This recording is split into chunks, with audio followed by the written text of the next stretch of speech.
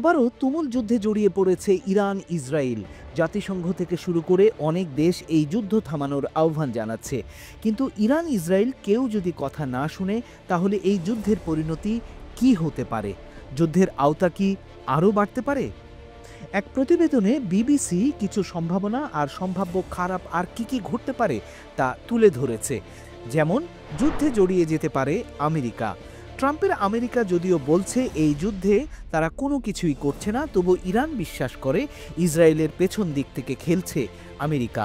ধারণা করা হচ্ছে ইরান তার প্রক্সি যোদ্ধারা মধ্যপ্রাচ্যে মার্কিন কৌশলগত অবস্থান, মার্কিন নৌঘাঁটি, সামরিক ঘাঁটি, দূতাবাসগুলোতে হামলা চালাতে পারে। যদিও মার্কিন স্থাপনায় হামলা না চালাতে এরই মধ্যে ইরানকে হুঁশিয়ারি দিয়ে রেখেছে আমেরিকা। কিন্তু এমন হামলা হলে কি বসে থাকবেন ট্রাম্প?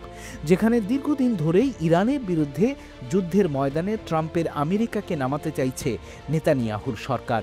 সামরিক বিশ্লেষকদের ধারণা, ইরানের ভূগর্ভস্থ পারমাণবিক কেন্দ্র বাংকার উড়িয়ে দেওয়ার সক্ষমতা কেবল রয়েছে মার্কিনীদেরই।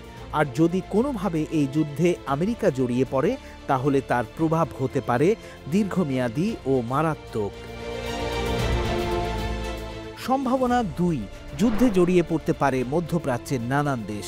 চলমান যুদ্ধে ইরান যদি ইসরায়েলের বড় ধরনের ক্ষতি করে তাদের পরাস্ত করতে না পারে, তাহলে এমনও হতে পারে ইরান মধ্যপ্রাচ্যে ইসরায়েলের মিত্র দেশগুলোর দিকে হামলা চালিয়ে বসতে পারে।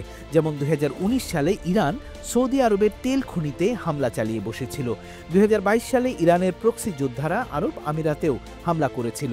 মধ্যপ্রাচ্যের নানান দেশে মার্কিন সামরিক ঘাঁটি আছে, তাতে ইরান হামলা চালালে বদলে যেতে পারে এই যুদ্ধের চেহারা। কিন্তু সেটা কি করবে ইরান? সম্ভাবনা 3, ইসরায়েলের ইরানের পারমাণবিক সক্ষমতা ধ্বংস করতে ব্যর্থ হলে। যদি ইসরায়েলের হামলা ব্যর্থ হয় তাহলে কি হবে? যদি ইরানের পারমাণবিক স্থাপনাগুলো খুবই গভীরে, খুবই সুরক্ষিত হয়, যদি 60% সমৃদ্ধ ইউরেনিয়ামের 400 কেজি, যা পুরোপুরি অস্ত্রমান ইউরেনিয়ামের রূপান্তরের একেবারে কাছাকাছি এবং যা প্রায় 10টি বোমা তৈরির জন্য যথেষ্ট, যা ধ্বংস না হয়। ধারণা করা হয় এটি গোপন খনিগুলোর গভীরে লুকিয়ে রাখতে পারে ইরান। ইসরায়েল হয়তো কিছু পারমাণবিক বিজ্ঞানীকে হত্যা করেছে, কিন্তু কোনো বোমাই ইরানের জ্ঞান ও দক্ষতা ধ্বংস করতে পারবে না। তাহলে কি হবে? যদি ইরান পারমাণবিক অস্ত্র তৈরির সক্ষমতা অর্জন করেই ফেলে, তাহলে হয়তো অঞ্চলটি ধারাবাহিক হামলা ও পাল্টা হামলার চক্রে আটকে যেতে পারে। সম্ভাবনা 4, বিশ্ব অর্থনীতিতে আরও খারাপ প্রভাব পড়বে। নতুন করে এই যুদ্ধের কারণে জ্বালানি তেলের দাম বাড়তে শুরু করেছে।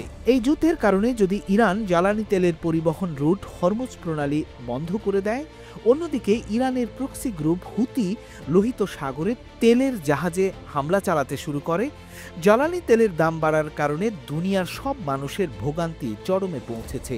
জিনিসপত্রের দাম বেড়ে গেছে। ইরান ইসরায়েল যুদ্ধের কারণে এই জ্বালানি তেলের সরবরাহে বিঘ্ন ঘটলে মূল্য দিতে হতে পারে সাধারণ মানুষকেই। সম্ভাবনা 5, ইরানে সরকার পরিবর্তন হতে পারে।